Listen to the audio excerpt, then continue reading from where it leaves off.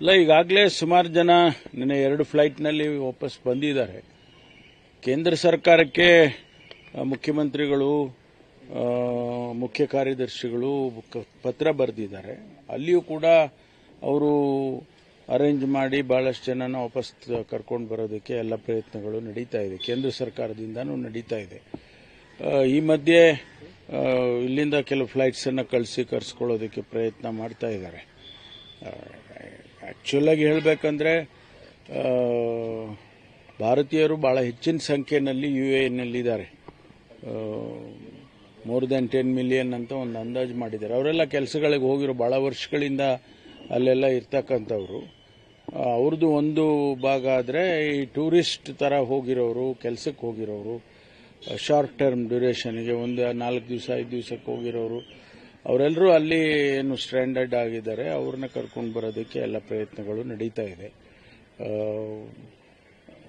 ಅದಕ್ಕೆ ಮಿಗಿಲಾಗಿ ಅಲ್ಲಿ ನಮ್ಮ ರಾಯಭಾರಿ ಕಚೇರಿಗಳು ಕಾಂಟ್ಯಾಕ್ಟ್ ಮಾಡಿ ಅವರು ಎಲ್ಲೆಲ್ಲಿ ಇದ್ದಾರೆ, ನಮ್ಮ ಕನ್ನಡಿಗರಾಗ್ಬೋದು ಅಥವಾ ಭಾರತೀಯರು, ಅವ್ರನ್ನ ಹೆಚ್ಚು ಸುರಕ್ಷಿತವಾಗಿ ಇಡೋದಕ್ಕೆ ಪ್ರಯತ್ನ ಮಾಡ್ತಾ ಇದ್ದಾರೆ. ಇಲ್ಲ, ಈಗಾಗಲೇ ಸುಮಾರು ಜನ ನಿನ್ನೆ 2 ಫ್ಲೈಟ್ನಲ್ಲಿ ವಾಪಸ್ ಬಂದಿದ್ದಾರೆ. ಕೇಂದ್ರ ಸರ್ಕಾರಕ್ಕೆ ಮುಖ್ಯಮಂತ್ರಿಗಳು, ಮುಖ್ಯ ಕಾರ್ಯದರ್ಶಿಗಳು ಪತ್ರ ಬರೆದಿದ್ದಾರೆ. ಅಲ್ಲಿಯೂ ಕೂಡ ಅವರು ಅರೇಂಜ್ ಮಾಡಿ ಬಹಳಷ್ಟು ಜನನ ವಾಪಸ್ ಕರ್ಕೊಂಡು ಬರೋದಕ್ಕೆ ಎಲ್ಲ ಪ್ರಯತ್ನಗಳು ನಡೀತಾ ಇದೆ. ಕೇಂದ್ರ ಸರ್ಕಾರದಿಂದನೂ ನಡೀತಾ ಇದೆ. ಈ ಮಧ್ಯೆ ಇಲ್ಲಿಂದ ಕೆಲವು ಫ್ಲೈಟ್ಸ್ ಅನ್ನು ಕರೆಸ್ಕೊಳ್ಳೋದಕ್ಕೆ ಪ್ರಯತ್ನ ಮಾಡ್ತಾ ಇದ್ದಾರೆ. ಆಕ್ಚುಲ್ ಆಗಿ ಹೇಳಬೇಕಂದ್ರೆ ಭಾರತೀಯರು ಬಹಳ ಹೆಚ್ಚಿನ ಸಂಖ್ಯೆಯಲ್ಲಿ ಯುಎಇನಲ್ಲಿದ್ದಾರೆ. ಮೋರ್ ದೆನ್ 10 ಮಿಲಿಯನ್ ಅಂತ ಒಂದು ಅಂದಾಜು ಮಾಡಿದ್ದಾರೆ. ಅವರೆಲ್ಲ ಕೆಲಸಗಳಿಗೆ ಹೋಗಿರೋ ಬಹಳ ವರ್ಷಗಳಿಂದ ಅಲ್ಲೆಲ್ಲ ಇರ್ತಕ್ಕಂಥವ್ರು.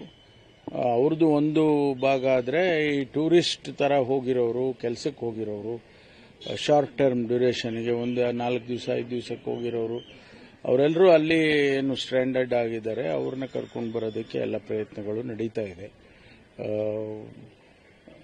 ಅದಕ್ಕೆ ಮಿಗಿಲಾಗಿ ಅಲ್ಲಿ ನಮ್ಮ ರಾಯಭಾರಿ ಕಚೇರಿಗಳು ಕಾಂಟ್ಯಾಕ್ಟ್ ಮಾಡಿ ಅವರು ಎಲ್ಲೆಲ್ಲಿ ಇದ್ದಾರೆ, ನಮ್ಮ ಕನ್ನಡಿಗರಾಗ್ಬೋದು ಅಥವಾ ಭಾರತೀಯರು, ಅವ್ರನ್ನ ಹೆಚ್ಚು ಸುರಕ್ಷಿತವಾಗಿ ಇಡೋದಕ್ಕೆ ಪ್ರಯತ್ನ ಮಾಡ್ತಾ ಇದ್ದಾರೆ.